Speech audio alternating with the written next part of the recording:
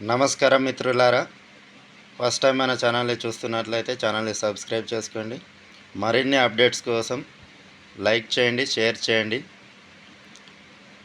ఫిబ్రవరిలో కొత్త రేషన్ కార్డులు, ఈ నెలాఖరుకు మరిన్ని గ్యారంటీలు అమలు. ఆందోళన వద్దు, అర్హులందరికీ అందిస్తాం. కాంగ్రెస్ చేసిన ప్రతి వాగ్దానాన్ని అమలు చేస్తాం. అదే కాంగ్రెస్ సర్కారు ముందున్న ప్రథమ లక్ష్యం. రెచ్చగొట్టే వాళ్ళ మాటలను ప్రజలు నమ్మొద్దు. ఉన్నత స్థాయి సమీక్షలో ముఖ్యమంత్రి రేవంత్ రెడ్డి. ప్రజలకు అర్థమయ్యేలా చెప్పండి, మంత్రులకు సూచన. ప్రజా సంక్షేమంలో కాంగ్రెస్ ఏనాడు వెనుకడుగు వేయలేదని, ఇప్పుడు కూడా అదే ఒరవడిని కొనసాగిస్తామని ముఖ్యమంత్రి యనుమల రేవంత్ రెడ్డి స్పష్టం చేశారు. రాష్ట్రంలో 6 గ్యారంటీలకు 100 రోజుల వ్యవధిలో పూర్తి స్థాయిలో అమలు చేసి తీరుతామని, అందులో ఎలాంటి సందేహాలకు తావు లేదని పేర్కొన్నారు. అంతేకాదు, ఎన్నికల ముందు ప్రజలకిచ్చిన ప్రతి వాగ్దానాన్ని అమలు చేసి తీరుతామని, ఎన్ని సమస్యలున్నా తగ్గేదే లేదని ఉద్ఘాటించారు. అదే కాంగ్రెస్ సర్కారు ముందున్న ప్రథమ కర్తవ్యమని, తన ముందున్న ఏకైక లక్ష్యమని సీఎం రేవంత్ రెడ్డి పేర్కొన్నారు.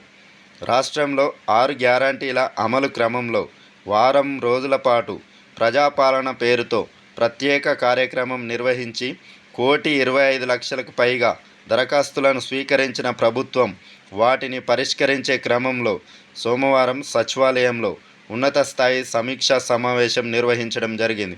ఈ సందర్భంగా సీఎం రేవంత్ రెడ్డి మాట్లాడుతూ, ఈ నెలాఖరు నాటికి గ్యారంటీల్లో మరిన్ని అమల్లోకి వస్తాయని చెప్పారు. వచ్చే నెలలో కొత్త రేషన్ కార్డులు ఇస్తామని పేర్కొన్నారు.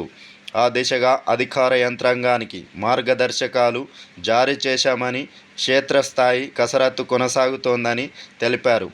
ఏ ఒక్క అంశంపైన ప్రజలు ఆందోళన చెందవద్దని సీఎం రేవంత్ రెడ్డి విజ్ఞప్తి చేశారు.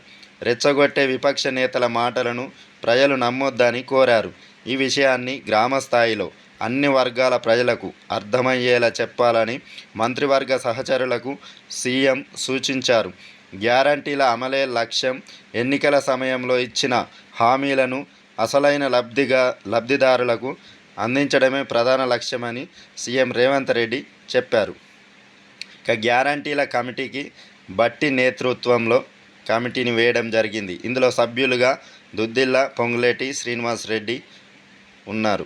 6 గ్యారంటీల అమలు కోసం తెలంగాణ ప్రభుత్వం మంత్రివర్గ ఉపసంఘాన్ని, కేబినెట్ సబ్ కమిటీని ఏర్పాటు చేయడం జరిగింది. సబ్ కమిటీకి ఉప ముఖ్యమంత్రి, ఆర్థిక మంత్రి మల్లు భట్టు విక్రమార్క చైర్మన్గా వ్యవహరించనున్నారు.